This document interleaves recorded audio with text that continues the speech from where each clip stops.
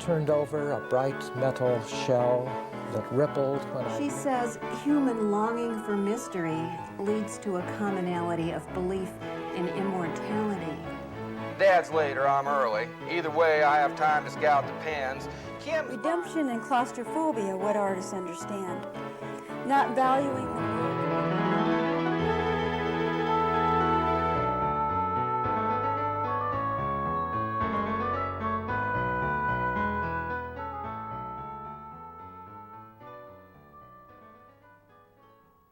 I've lived in Lincoln, Nebraska for a little over 7 years now. I teach in the English department at the University of Nebraska, where I'm the coordinator of the creative writing program at present.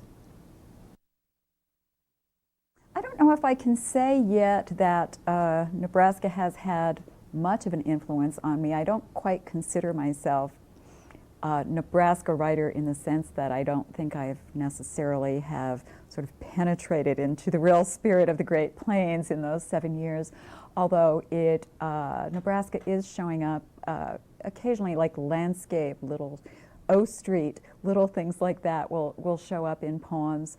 I do have one short story that is set at Carhenge. But so Nebraska, I think any kind of culture or landscape takes a long time to, for me at least, to filter in to the writing. I'm always a little unclear about who my literary influences are because I think they change depending on what kinds of things I'm working on. I do think that some of the things that influenced me early on that I feel more sure about are growing up in a small town in Pennsylvania where I heard a lot of different languages. I grew up with people hearing people speak Ukrainian and German and Polish and Hungarian, and I went to a Catholic school at a time when things were still in Latin. So I was hearing all of these languages, none of which I spoke or understood very much of. And I think that's one of the things that influenced me in the sense of loving the way language sounded. And I'm still very much orally influenced as a writer. What usually will start a poem for me is that I hear a line. For some poets, it's a visual image, and occasionally it's that for me, but it's usually something that I hear.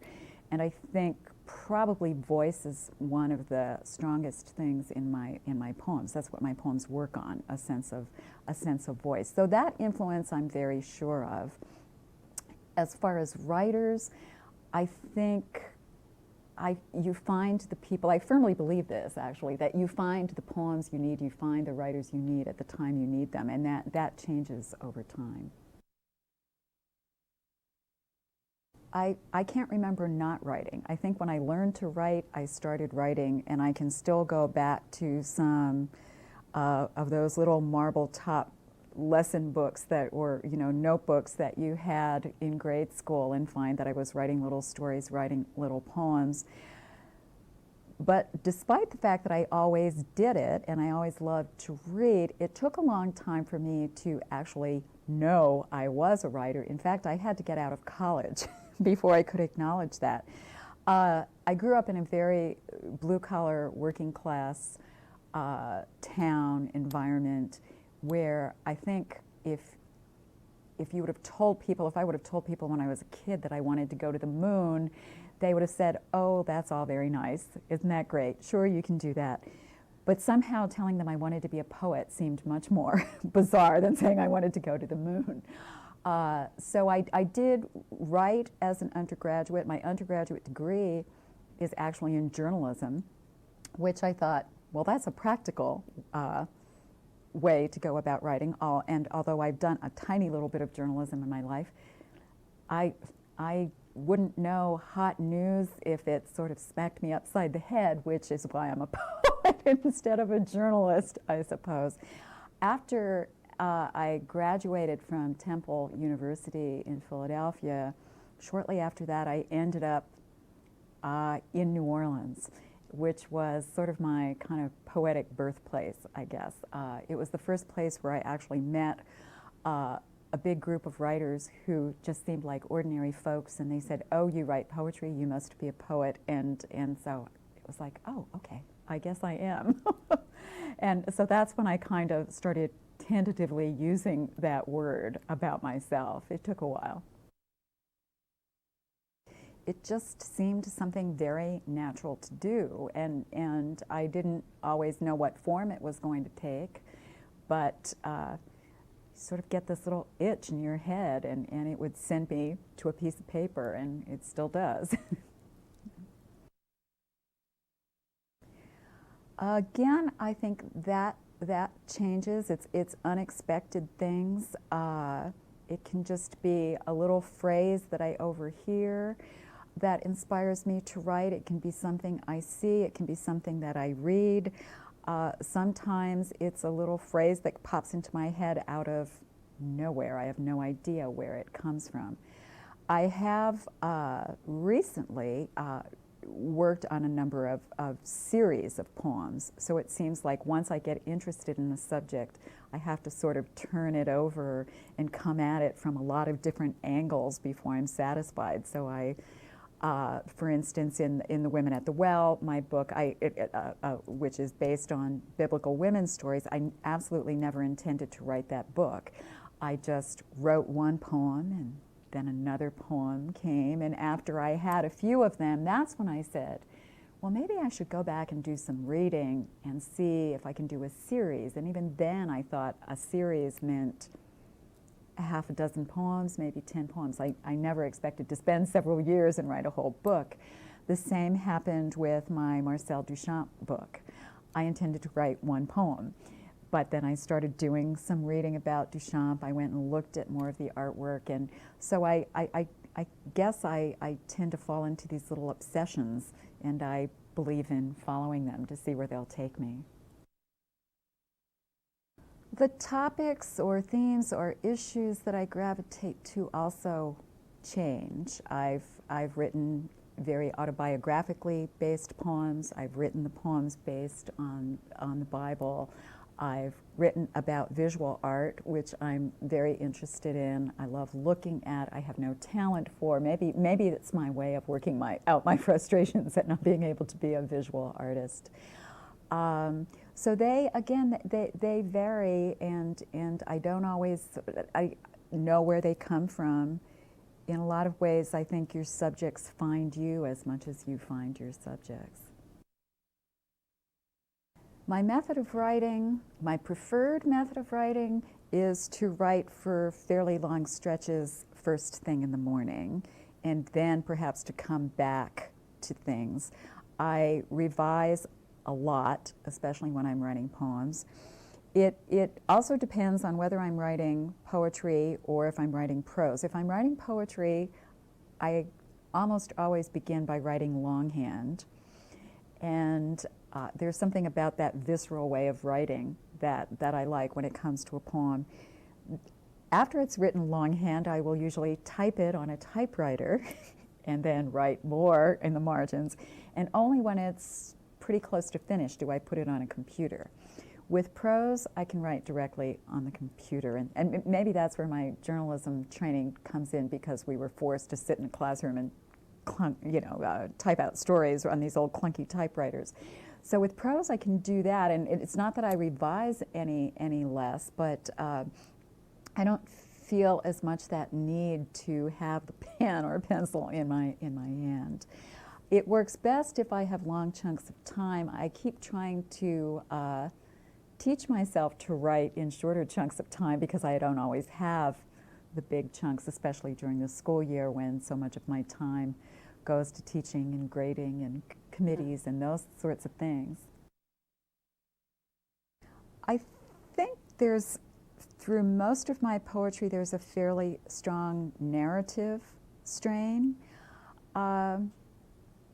I guess that's one that maybe readers can answer better than I can. I mean, I approach it one poem at a time.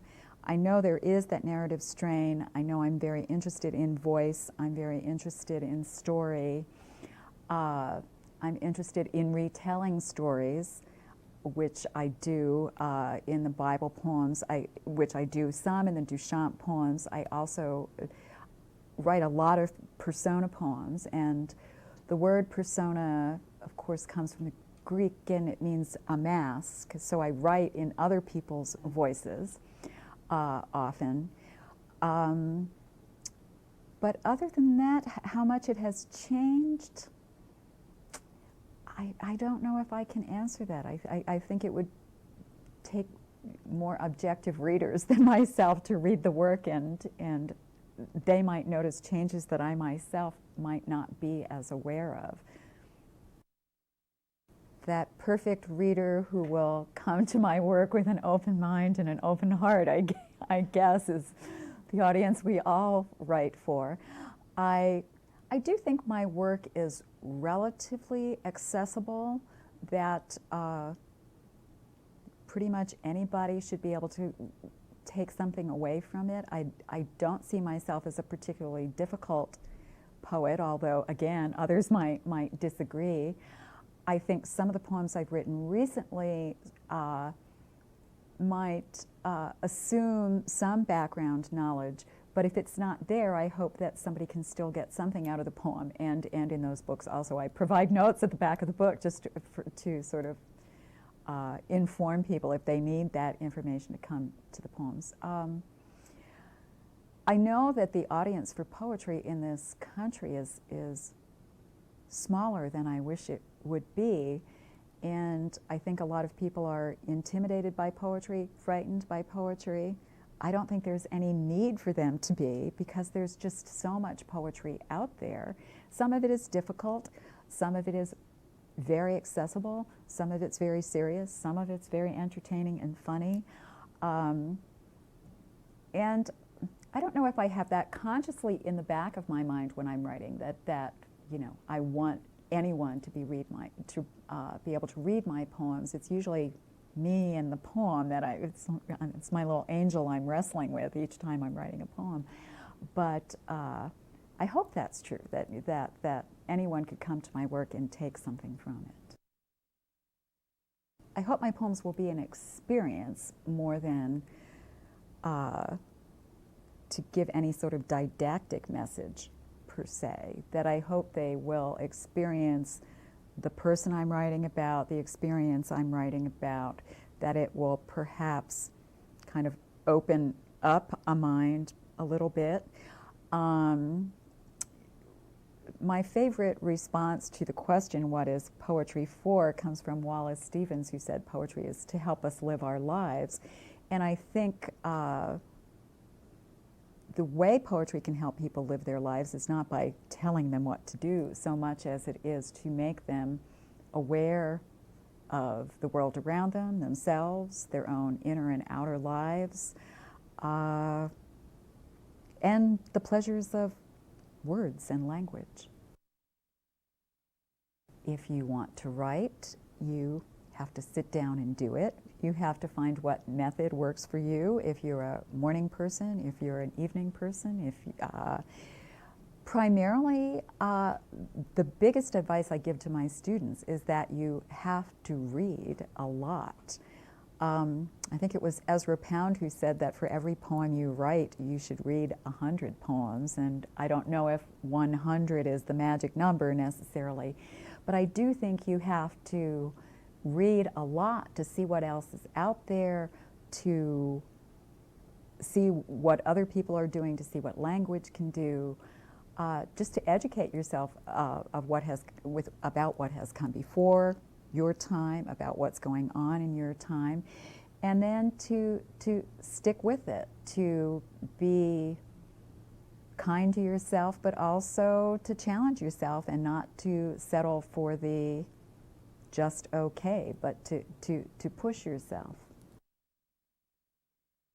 To keep writing, I do have 2 poetry manuscripts that I consider pretty much finished at this time, and that I'm sort of circulating around to different presses.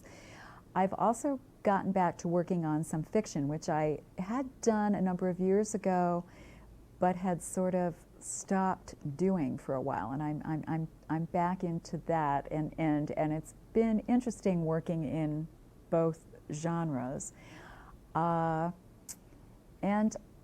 hopefully keep learning, hopefully keep writing, hopefully keep publishing, and see where the work takes me. I can never really predict where that will be. A special collection dedicated to preserving and promoting works by and about Nebraska authors. Currently, we maintain a collection of over 11,000 volumes written by more than 3,000 published authors from Nebraska. In an effort to promote these authors, the Heritage Room sponsors the John H. Ames Reading Series to bring authors and audience together in one place for author readings and presentations. I would like to thank the Nebraska Literary Heritage Association because it is through an endowment established through their volunteer efforts that we are able to bring you programs like these. The NLHA protects and enriches the Heritage Room in many ways. You should feel that you can come in to visit our collection during regular public service hours, for individual tours, or for reading Nebraska authors here. Our reader this evening is poet Grace Bauer, now a tenured faculty member in the English department at UNL. She has a BA from Temple University and a Master of Fine Arts degree from the University of Massachusetts. Before coming to Nebraska in 1994, she taught at Virginia Tech. She has been brave enough to tell us, quote, "In addition to university teaching, I have been a waitress, worked in a mental hospital, for the Census Bureau, as a librarian, a barmaid on the Mississippi Riverboat, a freelance journalist, and once on a house painting crew for 3 days," unquote. Even in the telling of her experience, literary skills show through. She has won many awards, both for poetry and for teaching. Her most recent books are The Women at the Well, 1997, and Field Guide to the Ineffable, Poems on Marcel Duchamp. In Women at the Well, Bauer gives voice to many of the women of the Bible, including Noah's wife, nameless in the Bible, she points out, and has the woman tell her story even to patriarchs of Washington, D.C. In the Field Guide to the Ineffable, Bauer explores the life and work of Marcel Duchamp.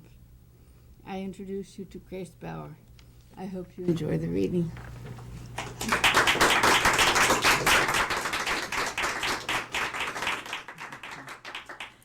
Thank you for that nice introduction, and thank all of you for being here. This is the Heritage Room for Nebraska Authors, and I was saying before that I'm not sure I technically qualify as a Nebraska author quite yet. I don't think I have necessarily have penetrated the soul of Nebraska, but it is starting to show up now and then in particular poems. The first poem I'm going to read is probably the first one where Nebraska did show up. And it came about because I was back east visiting some friends of mine. I used to live in Southwest Virginia in the mountains, and they lived closer to D.C. and had come to visit me, and we were at a reunion, and their son, who was 8 years old at the time, said something about coming to my house, and they said, "Well, no, she doesn't live there anymore. Now she lives in Nebraska." And he looked at me and said, "What's Nebraska?" And so that was the starting point for this poem, which is called Geography Lessons. "What's Nebraska?" asks Adam, who is 8 and curious about why I have left the familiar state we both lived in since the year he was born.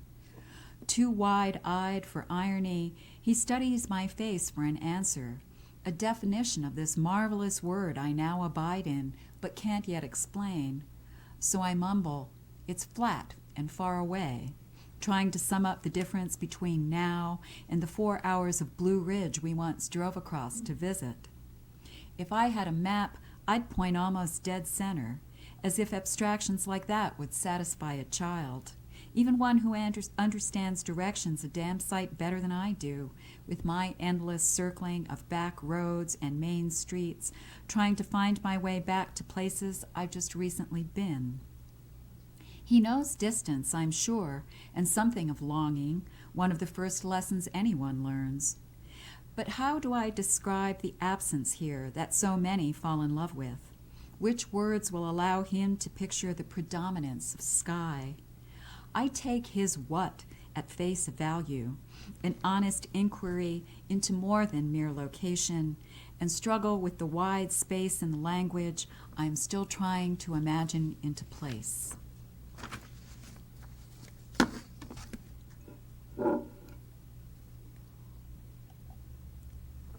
A Nebraska writer who I think is pretty fascinating is Weldon Keyes, who's looking over my shoulders here. And I think, in fact, that that's one of Keyes's paintings up there on the wall. One of the first poems I ever read by Weldon Keyes is a poem called For My Daughter. And it's one of the most devastatingly bleak poems you could possibly read. It begins with Keyes sort of looking at this child, and it's kind of, but it quickly turns to the point where he is imagining all the horrible things that the world could do to her, or the horrible way she could turn out in this world. And it ends with the final line, I have no daughter, I desire none. And so in this poem, I bring the daughter to life, despite what he says, and it's called Note from the Imaginary Daughter. And I guess one of the things that it sort of plays around with is the sort of legend of Weldon Keyes, which some of you probably know. He is presumed to have committed suicide by jumping from the Golden Gate Bridge, where they found his car, but his body was never found. And there have always been people who imagined that he didn't really commit suicide, but sort of staged this so that he could disappear. I had a friend in New Orleans who knew Keyes in San Francisco, and he always swore that he thought this was true. In fact, he thought he had seen him once in Mexico. So all of that I play with in the poem. Note from the Imaginary Daughter.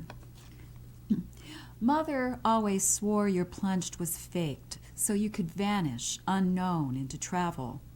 I waited for a postcard, some sign I could take as proof she was right, some thread I'd unravel back to you, wherever you were. Mexico, she guessed. In pictures, you look sad but kind. Mother said you were brilliant but confused. She said I might not like the man I'd find if I ever did. She said you'd only used her love for art. Still, she wished you'd let her go along. She kept the poems, the paintings too. And I composed myself a father who filled my desire, a man too real to mourn. Some nights I dream you dead, some days unborn. I'm going to read a few poems from this chapbook, Field Guide to the Ineffable, Poems on Marcel Duchamp. It's a book I never intended to write. I intended to write one poem, but then I became obsessed with Marcel Duchamp and started reading a lot of things about him, reading things people had said about him, and the chapbook resulted. I did intend to write the very first poem, which is based on probably his most famous painting, The Nude Descending the Staircase, which there are several versions of. And the reason I wanted to write about this painting is that when I was a little kid, I was at the Philadelphia Art Museum, and I saw this painting, and I was old enough to read the little tag that told you the title, and I read Nude Descending the Staircase. And then I sort of stepped back, and I saw the nude descend the staircase and sort of walk out of the painting. It was this completely hallucinatory experience, which I've never forgot. I think I saw what he wanted you to see in the painting, and I'm not sure I've ever seen it again. What else might you need to know? One of the other things that comes into the poem, Duchamp was famous for making what he called ready-mades. The sort of Mona Lisa with the mustache is one of those. He also had a urinal, which he inverted, and he called it fountain. And so that comes into the poem. And also in Philadelphia, there's another museum called the Franklin Institute, which is kind of a science and technology museum. And there is in that museum this heart that you can walk through and hear it go boom, boom, boom. So that comes into the poem too. Descending Nude.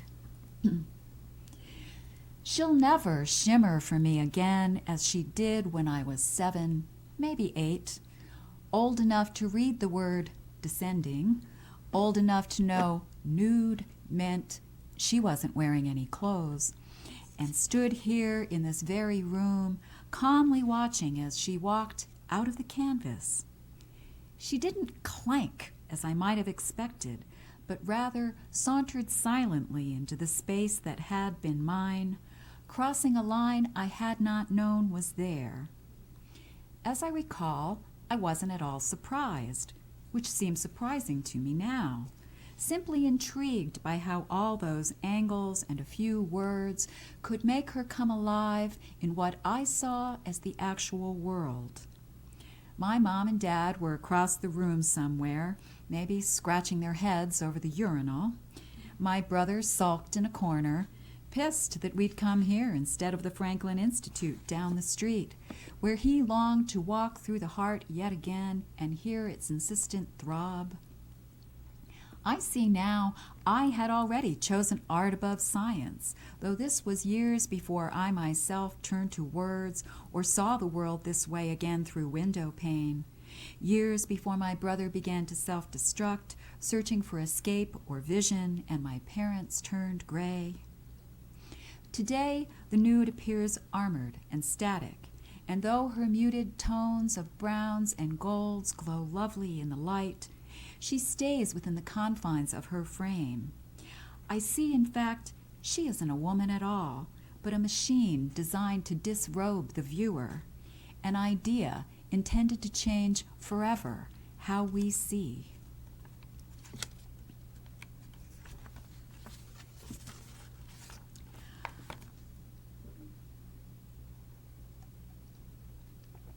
Duchamp had a sort of female alter ego named Rose C'est la Vie. He spells Rose with 2 R's, and C'est la Vie is spelled S-E-L-A-V-Y. But of course it's a pun on C'est la Vie. And there are several pictures of Duchamp in drag as Rose, including a famous one by Man Ray. And he also signed some of his artwork with her name. So again, I bring Rose to life. She may be imaginary. I like bringing imaginary people to life, I guess. So this is called Rose C'est la Vie, no longer sings La Vie en Rose. How many years can a woman pose for a man in the same bad hat and ratty fur before the world goes gray before her eyes, and even la-di-la-di-la-di-la-di-la-di-la sounds like the blues? How many nights can she lie alone while the avant-garde goes galloping toward the future on their hobby horse? I tell you, my heart may belong to Dada, but even an alter ego needs l'amour, which is more than a mere word and goes beyond mechanics. Love. So easy to make, yet more difficult to create by far than art. That's why some people call this kind of song a torch. And I keep singing la-di-la to make something burn. Some of the poems in this series are imagined conversations between Marcel Duchamp and other artists. This poem is called Marcel Meets Georgia at 291. Georgia is, of course, Georgia O'Keeffe. 291 was Alfred Stieglitz's gallery, and they did, Duchamp and O'Keeffe actually did meet on 1 or 2 occasions. I think I remember reading O'Keeffe thought he was a lovely man, but this conversation is completely made up. And it's 2 voices, and it's Georgia O'Keeffe asking Duchamp about her own work. Marcel Meets Georgia at 291. What do you see in these skyline lights, the fragrance of motion in a Manhattan night? And do you sense anything in these cliffs, this sky? I hear you seeing through my eyes. And what do you hear in this hue of blue? Something luminous that might be true. And what of these flowers made larger than life? They bloom like a virgin on the verge of wife. And what in my work speaks most to your own? The bones, the bones, the bones, the bones. I'm going to read now from The Women at the Well, which Joanna mentioned, and this is a book in which all of the poems are based on women characters from the Bible who speak in the book. So I'll begin at the beginning with Eve. In this poem, she's talking to Adam, and the part of the Genesis story that the poem most focuses on is the idea of naming things, which, of course, Adam gets to do, and what poet would not love that job, okay? So, Eve recollecting the garden, she's looking back. Was it your nakedness or the knack you had for naming I learned to love? Crow, you whispered, and wings flapped black as satin in the sky. Bee, and something sweetened on my lips. Lion, and something roared beneath the ribs you claimed you sacrificed. Our first quarrel arose about the beast I thought deserved a nobler tag than dog. And orchid, a sound more delicate. Admit it, dolphin, starling, antelope, were syllables you stole from me. And you were the one who swore we'd have to taste those blood-red globes of fruit before we'd find the right word for that God-forsaken tree. Joanna mentioned this poem, so I'll read it. The poem about Noah's wife, who doesn't get her own name in the story, although, you know, when I think of this story, it was one of those stories I really loved as a kid because of who wouldn't want to live with all of those animals, at least on the fantasy level. In reality, I always imagine as an adult the litter box situation, which you know had to be getting out of hand after a while. And I think it's a very ecological story in retrospect. And because they saved species, which of course now are disappearing at alarming rates. And so I have Noah's wife in this poem go to Washington to protest, and she's speaking to the people at the Department of the Interior. Noah's wife addresses the Department of the Interior. Birds, though they sing sweetly, can be hell when cramped in cages.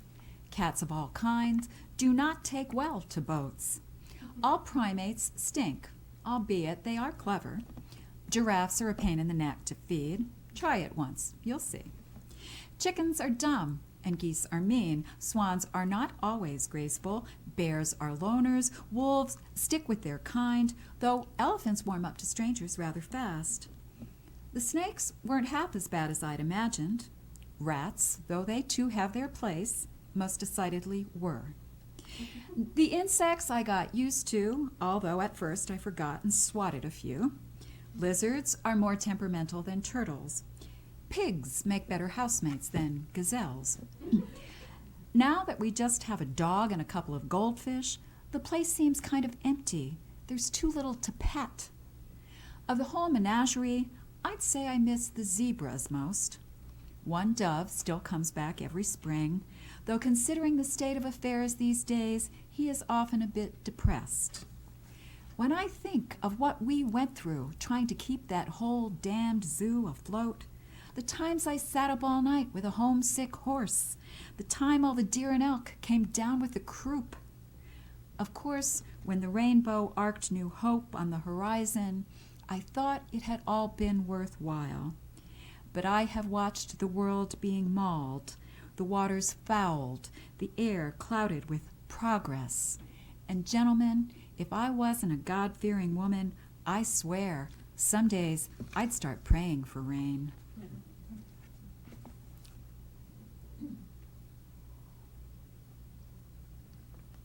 Often, in going back to the Bible, I found it was the bad girls I liked best. And so this is one of the bad girls, Delilah. Of course, we know the story of Samson and Delilah. His Achilles heel, as it were, was his hair. She figures out the secret, cuts off his hair, and he loses his strength. Earlier in the story, Samson did have a wife. He liked to bet. He loved riddles. And in one of these instances, it resulted in the death of his wife, and when the whole village was burned. And Delilah accuses him of that in this poem, which is called Delilah's Alibi. Let's face it, for a judge, the man showed precious little wisdom. Always quick to throw his weight around, always chasing after whores. Then there's the scandal with his wife, poor girl, conveniently forgotten. His bad jokes, his stupid riddles. Honey, my job was a cinch. It wasn't just the money made me do it, though times were tight and I did need the cash. It was the challenge of beating the big lunk in a match of wits. Not that wit was one of his strong points. Au contraire. First, he lied and said fresh withs would do it, and behold, my boys got 7 withs. Then he lied and said fresh ropes, so my boys got 'em. Then he said 7 locks of hair, so I sat down and started braiding. I mean, any fool would have caught on and split, but not my Sam. He had to tempt his fate again, so this time he admitted, scissors. 4th time was my charm, I guess. He couldn't raise a hand. I've taken this bad rap for years, but sticks and stones can't hurt me. He was a user. He got used, a hunter brought down by a game. In the end, I guess he felt he got his revenge, ruining that temple, taking lots of innocents down with him. That man never did have much style. You'll have to excuse me now. I've got to get down to my new salon. The clientele's expanding. We're all the rage. If you'd like a change of image, just call for an appointment. I do good work, and the first cut's always free.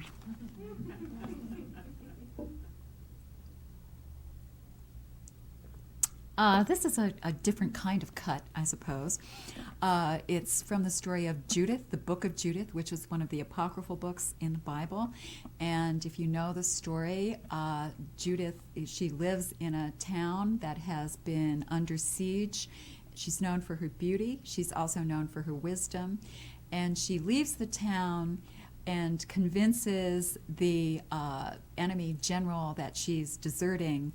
And instead, she gets him drunk, and he thinks he's going to have his way with her. But when he's drunk and passed out, she beheads him and carries the head back into town in a sack, and thus defeats the enemy.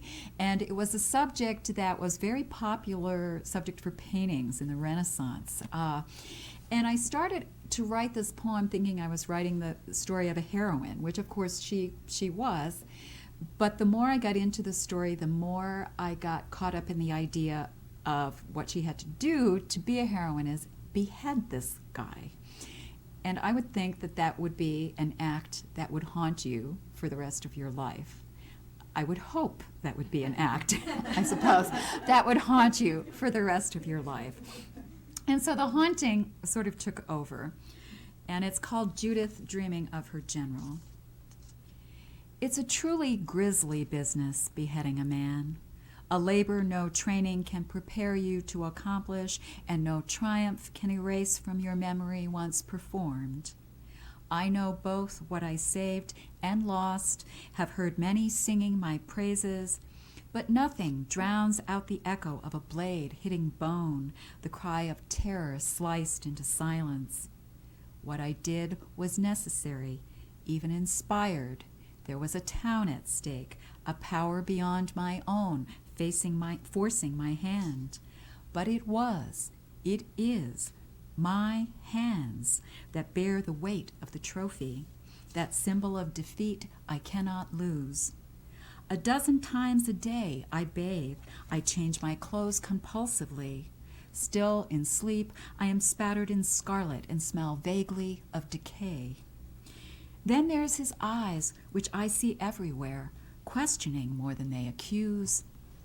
At times they appear filled with longing, some passion I'm afraid might be my own. I have heard some pagan tribes devour the hearts of the enemy when they kill. In my case, I fear the enemy's eating mine. I drink myself half sick most evenings, trying to drown his face in wine, but it rises to the surface of every dream I drift away on, stares out of every mirror, every well I peer into, hoping to catch a glimpse of the heroine I know I am, the woman who tricked a general into losing his head, who pays a heavy price for peace and knows herself a weapon.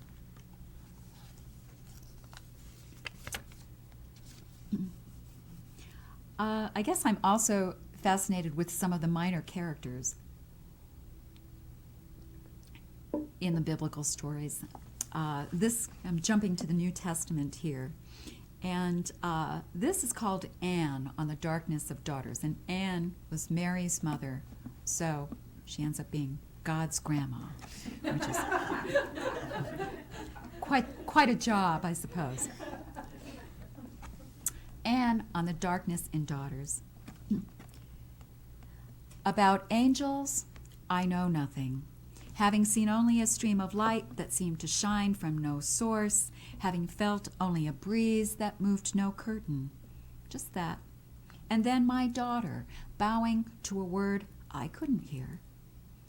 Mary had always been such a polite girl, sweet, willing to do as she was told, although she did tend to walk with her head at a tilt, as if she were keeping an ear cocked to the sky. After her announcement, she grew secretive and headstrong, less docile, yet more resigned. She developed a terror of pigeons. Yet once I caught her standing like a statue in the garden with a black snake coiled around her ankle. She was admiring it like a jewel. Poor Joseph. He worshipped the ground she walked on, but sometimes I think he felt a little used. And although she was a decent mother in her own way, she remained somehow removed from the child. It was I who often rocked him when he was fretful with fever, I who changed him, told him stories of his people and our past. I had no earthly chance to see him grow to man or God, so though I died professing faith, I must confess to doubt as well. I wanted to believe my daughter virginal and chosen, but like any mother who knows the ways of this world, I sometimes shook my head and wondered, what in heaven's name could have possibly gotten into that girl?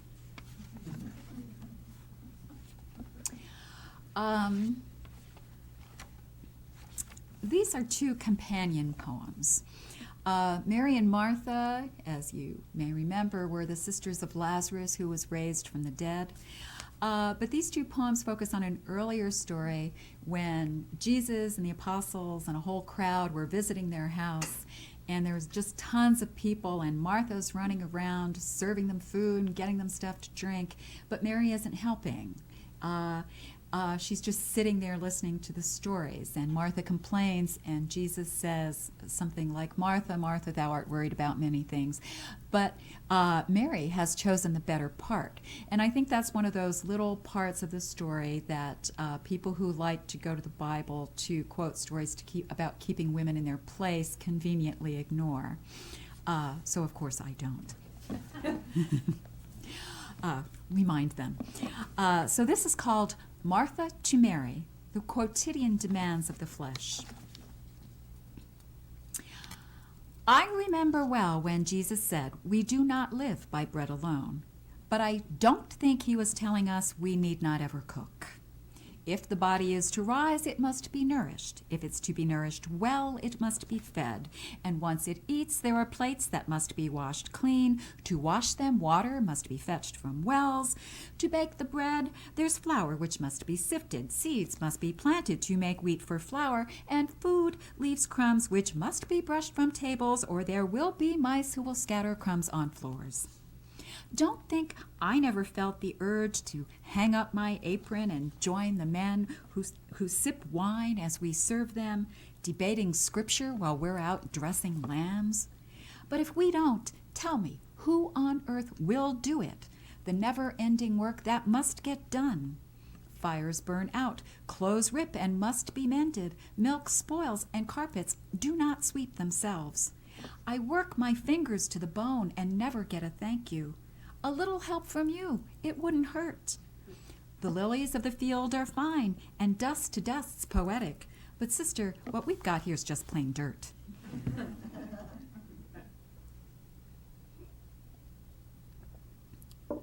Mary to Martha, the theological insignificance of dust. Why fret your white-gloved fingers soiled with what will both someday become? Smash the dishes, melt the copper, let the fabric of our tunics rot with sweat. Let the garden go to weeds, which, after all, are only flowers that persist without our planting. If our guests want bread, direct them to the kneading. If they want wine, then let them fill the jugs. Don't burden me with details or fault my desire to sit at the side of the man who opened our own brother's grave and bid one on his way to dust to rise and return to the untidy world he loved.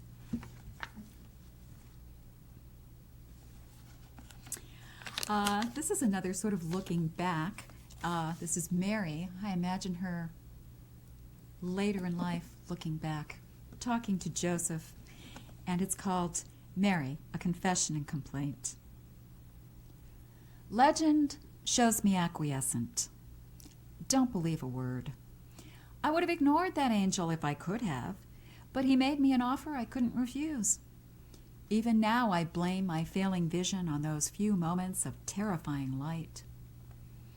I was not an ambitious girl. I loved Joseph and looked forward to our marriage and children who would grow and in their time have children. Our days, I assumed, would be simple. Joseph in a shop, me in my kitchen. At night, we'd share the better moments. I would shine beneath his hands like polished wood. It wasn't fair to ask me to bear all that pain without ever knowing pleasure. And if I could have only one child, I would have much preferred a girl. My son, though I know he loved us, was never affectionate. He moved as if his body were not his own. He had a cold, distant look in his eyes. And Joseph, though he was always kind and never doubted me, could not get close to the boy. He grew more silent with the years, more sullen, and I could never bring myself to say, "Forget about the angel," or to confess the desire he might have found in me if he had dared to look beyond the piety, beneath the veils.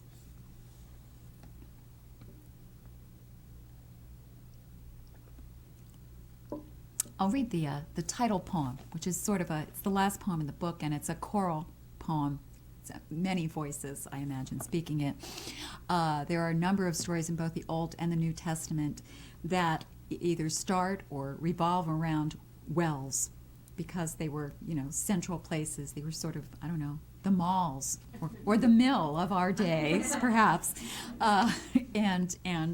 And there is, of course, the old traditional song where I take the title of the book from. Jesus met the woman at the well, and he told her everything she'd ever done. So this is called The Women at the Well. We enter on cue, bearing prophecy, earthen vessels waiting to be filled, directions to the homes of fathers, brothers, husbands who always take you in and treat you well. And we are taken in by your telling, tales of how one learns to walk in a foreign land, moments past recalled by one who never watched them happen, plots still being written in which we wait for our names to appear. We hear most when we are least observed, so we are often silent, serving the choicest meats from our larders, the saltiest olives, sweetest breads, red wines from deep in our cellars where we carefully rinse the bottles clear of dust. Always we fill your cup before it is quite empty. We have learned how to keep strangers talking, our own thirsts quenched. This is what keeps us returning each day to the circle of women, drawing buckets of water from the circle of stone at the center of town. We soak clothing, refresh weary livestock, wet our lips composing our own stories, as we wait for our reflections in the mirror of water to speak what we have always known. I just want to read one poem, the title poem from this book called Where You've Seen Her. It's another series of poems. I keep writing series of poems. I never intend to, but I keep doing it. I get carried away. This is the title poem of the book, and it is based on some photographs by a woman named Cindy Sherman, who some of you may know. The main subject of her photographs is herself, which sounds egotistical, but after having seen many, many of these photographs of her, I wouldn't recognize her if she were sitting in this room, because she disguises herself, and although she's the subject in the photographs, or she's the person in the photograph, she's not really the subject in the photographs. I think what she's trying to get at are these various images of women. So I kind of play with that in this poem called Where You've Seen Her. Perhaps you caught her gazing at her image in a mirror, or staring out a window into a distance you thought might be yours. Perhaps you saw yourself in her eyes. Perhaps it was in moonlight or starlight, in the blue haze of a TV screen or the smoke of a seedy bar where the glow from her cigarette gathered the night around. Or perhaps it was in sunlight so bright you had to squint, it hurt your eyes. Maybe you've never seen her at all, or so often you have long since forgotten to look, allowing memory or expectation to make what you think she is real. Perhaps you've brushed by her in a subway, at a closeout sale, in some library where she reached for the very book you wanted to read. Or maybe in a dream she cruised by in a red sedan on a black mare, saying something you couldn't quite fit your voice around, but desperately needed to say. She could be your mother, your sister, your favorite or most hated aunt, the girl next door, the one you left behind, who got away, the woman too good or not good enough for you, the one who never knew you existed, who's been waiting for you all her life, the one you've been mistaken for. Perhaps you gave her your ring, took her cherry, paid for her lunch, lent her cab fare or lipstick, voted her snow queen or most congenial. You might have given her flowers, advice, or hell, a lift to the nearest phone booth, the time of day. You might have opened doors for her, or old wounds.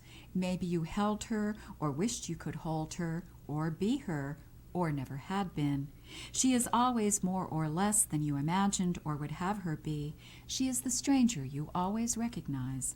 More than shadow, less than substance, not quite yours or her own. Since she has never really been there, you know that she can never go away. I'll read a couple of poems now that aren't in any of the books. Hopefully they will be someday soon. Many of you I know were last weekend at the wonderful 75th anniversary celebration for the Prairie Schooner, where we got to hear Joyce Carol Oates read from her novel, Blonde, which is about Marilyn Monroe, or Norma Jean Baker, more accurately, I guess. And this poem is about that, too. It started by accident. The publisher from Penny Whistle Press, which did one of my chapbooks, contacted me and said that they wanted to do an anthology of poems and stories about Marilyn Monroe, and did I have one, or would I want to write one? And I said, no, I don't have one, and no, I don't want to write one particularly. But then he sort of planted this seed in my head, and I kept thinking about it, and eventually this little voice came to me. It's another persona poem, and it's called Norma Jean Dreams a Blonde Finale. First thing I recall is my mama gone mad, hurt too hard to care about me, anything. She disappeared like my daddy, like sunlight in a sudden storm, left me a succession of loveless women, worse men, till I discovered my own body was a way out. I took it, left behind my name, my pigtails, cheap hand-me-downs worn like patience, thin, bursting at the seams. Distance lets you recreate what you are, where you came from. Bleach your hair and bat your eyes, whisper like your breath's not quite your own, and it'll drive some grown men gaga. Anyone who knocks my acting has never seen me when I'm not. Stacked, they call me. Bombshell. Something pretty that's bound to explode. I was asked before what inspires me to write poems, and sometimes it can just be a little phrase that you hear from someone. This particular phrase that became the title of this poem was uttered. I was at a women's studies faculty meeting, and there was a professor from the Spanish department, Harriet Stevens Turner, who was talking about feminist pedagogy. She was talking about open classrooms and all of these things that we try to promote. But then she said, but you know, sometimes I find myself in front of a classroom preaching the subjunctive. And Hilda Raz was sitting beside me, and we sort of looked at each other and said in unison, that sounds like a line for a poem. And so I wrote a poem using that as the title, and it's dedicated to Hilda, Preaching the Subjunctive. If I were the kind of poet to steal a title, and I am, this poem might be one, and I'd insist you be accomplice to the crime, since you were there to witness its inception, or should I say conception, since what a concept the subjunctive is. Think of the possibilities we could be promoting, the hope a simple shift in tense might well inspire, the psychic tension true belief in this mood might eliminate, if each member in the choir who heard were subject to true belief in what might be. There is beauty in the notion even grammar will subordinate imperatives to wishes when it must. That we accept the contingency of doubt and desire is indicated even when we misuse parts of speech. If I were the kind of poet who personifies, I would say the mother tongue conceives the future, and the heart's desire of each of us is to be the kind of poet you and I might turn out to be if we keep wishing we were and are. And I'll finish with this poem, which also came out of a phrase, also came out of school. It was before class one day, and I was in my office, and I was rushing around. I was looking for a poem that I wanted to take into class that day. I was thumbing through a Norton anthology, and this wasn't the poem I was looking for, but I happened to look at this poem by Diane Wachowski. I'm not even going to remember the title of the poem now. Anyway, in the poem, I noticed there was this line, "Keep on truckin'," and it was footnoted. And I thought, surely when the line, "Keep on trucking," needs a footnote, I should just be able to retire, be put out to pasture, whatever. And then I read the footnote, and it was hilarious. So I had to write the poem. Let's see. Another thing that happened as I was sort of playing with this poem is I just happened to see on TV, Jerry Garcia had died by this point, and I must have been on Court TV or one of these things. But his ex-wife and his wife, or his wives, they were fighting over his estate, and here were these women who were Jerry Garcia's wives in court, and they looked like corporate executives. They were wearing these little suits and pearls, and I thought, again, it's time for me to be able to retire now. So that comes into the poem. Mr. Natural, for those of you who didn't live through the 60s, was a sort of a cartoon. I also mentioned Diane Wachowski, and there was a photograph that circulated a lot of Diane Wachowski back when I remember one of the first poetry books I ever owned in high school, and she has a gun and she's aiming it out of the picture, so that comes in here too. I think that's about it. So it's called "On Finding a Footnote to Truckin'." To roll along in an easy, untroubled way. That's how the fine print defines the word. And this, my friends, is the Norton Anthology. So we know it must be true. They're explaining Diane Wachowski's line, "Keep on truckin'," to a world that's gone 2 decades beyond the use of such lingo. the hip talk of my youth grown archaic, while I was too busy struggling to get something said to notice it getting gone. I am, after all, of that generation that trucked through the 60s, one of those boomers who elevated freak into a compliment and turned party into a verb. But now we're long past the age we once thought we could never trust anyone else beyond, and the Xers who have taken our place are pierced, tattooed, and dyed in ways we freaks would not have dreamed. Wachowski's no longer the gun-toting Moll she posed as when I first fell in love with words. Garcia's joined the really dead, left his assets in litigation between two women in suits and pearls. Even Mr. Natural has probably revised his image via hair weaves and liposuction, and most nights I'm too tired to party past 10. We might have once called this turn of events a bummer. A word the Norton, to my knowledge, has yet to pin down for posterity, but meant, if memory serves me right, the opposite of something far out or out of sight. Oh, those shape-shifters of language, slang, ibid, op, sit, and what a long, strange trip it's been. Thank you.